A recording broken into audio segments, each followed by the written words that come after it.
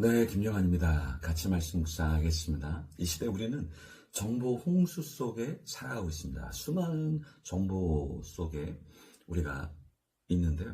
근데 잘못된 내용이 너무 많아요. 소문도 그렇고 오해할 만한 것도 많습니다. 요즘은 정치적인 발언, 또 편견을 가질 수 있게 하는 내용이 너무 많이 돌아다니고 있습니다. 그래서 이 시대 기독교인을 카톡교, 유튜브교 이런 이야기도 하는데요.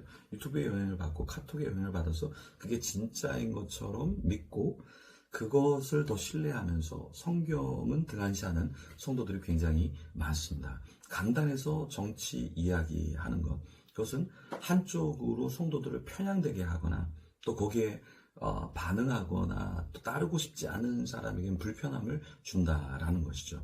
마치 한쪽 파를 지지하지 않으면 신앙이 없는 것처럼 이야기하는 것, 하나님의 뜻을 모르는 것처럼 시대적인 흐름을 간파하지 못하는 것으로 사람을 치부해 버리는 거죠. 말씀 대신에 세상적인 정치, 이데올로기에 빠져서 살아가게 한다라는 거예요.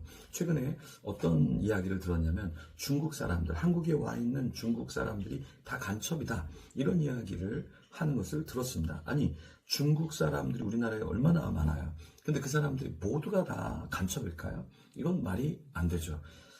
난민 중에서 이 문제가 있는 사람도 있을 수 있지만, 그 난민들이 다 한국을 이슬람화 시키고, 난민들이 한국을 전복시킨다. 이런 것들은, 어떤 편견을 주고 잘못된 정보일 수 있는 거죠. 분명히 문제가 있는 사람이 있을 수 있습니다. 근데 그걸 일반화시켜서 모두 다 그렇다. 그러면 문제가 될 수 있는 거죠. 이게 잘못된 소문, 잘못된 루머, 잘못된 어떤 내용을 위증해서 사람들을 속이고 자기 쪽으로 끌어오려고 하는 것이죠. 출애굽기 23장 1절에서 13절에 보면 하나님은 거짓되고 떠도는 말, 그것에 대해서 어떻게 하라고 말씀하고 있나요?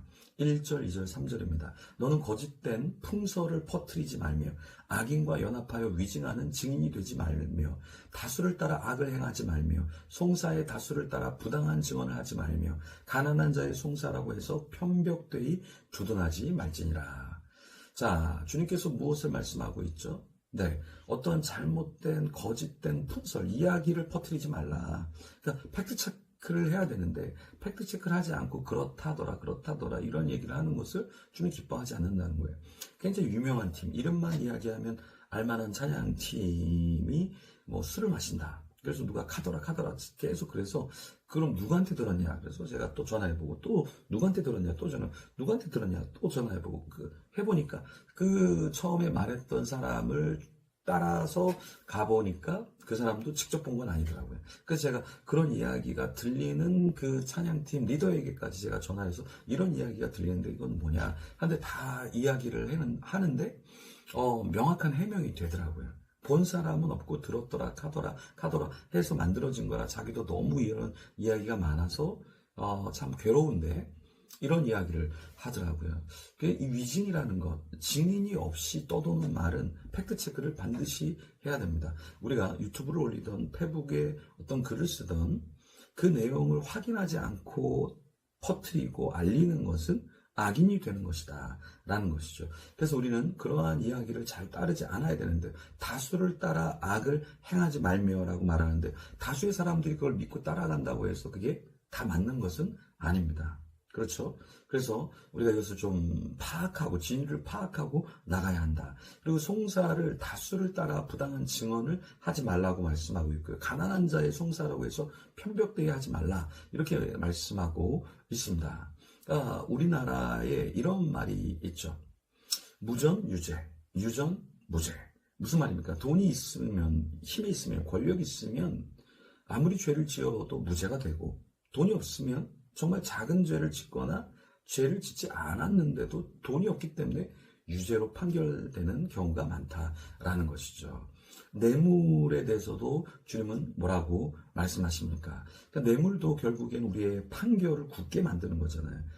우리의 판결을 잘못되게 만드는 거잖아요. 그렇죠? 그래서 뇌물에 대해서 8절에 너는 뇌물을 받지 말라. 뇌물은 밝은 자의 눈을 어둡게 하고 의로운 자의 말을 굽게 하느니라.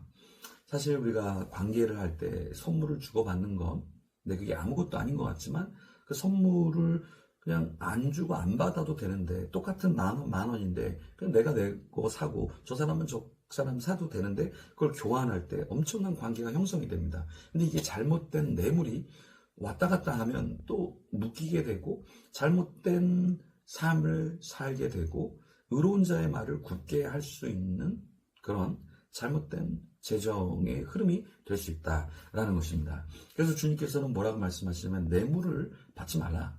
네, 그러니까 선물은 주고받아서 관계를 높이는 것은 좋지만 뇌물성 어떤 것은 조심해야 된다라는 것입니다.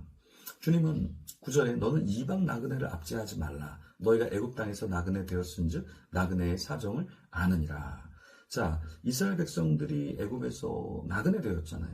그러면 이제 그 사람들이 가나안 땅에 정착하고, 혹은 또 이제 출애굽해서 광야에 있을 때 나그네 같은 사람들을 잘 돌봐야 했잖아요. 근데 이 사람들이 어떻게 했냐면 결국에 나그네였음을 망각했다라는 것이죠.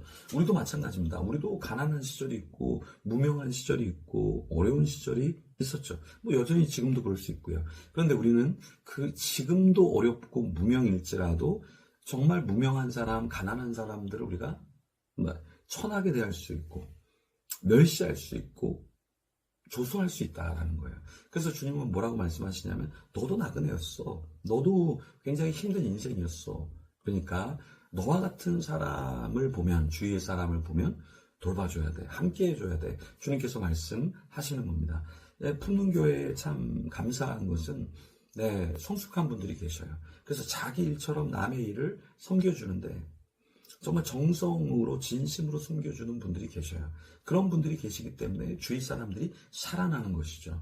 맞습니다. 저도 품어주시고요. 저도 여러분을 품어드리겠습니다. 같이 품으면서 나그네 된 우리가 회복되고 더 건강해질 수 있도록 서로 사랑하고 축복하면 좋겠습니다. 너무나 사랑하고 축복합니다. 네, 같이 더 품고 나그네와 어려운 자들을 우리가 하나님 앞으로 인도하면 좋겠습니다. 그런 자가 되도록 같이 기도하며 나아가겠습니다.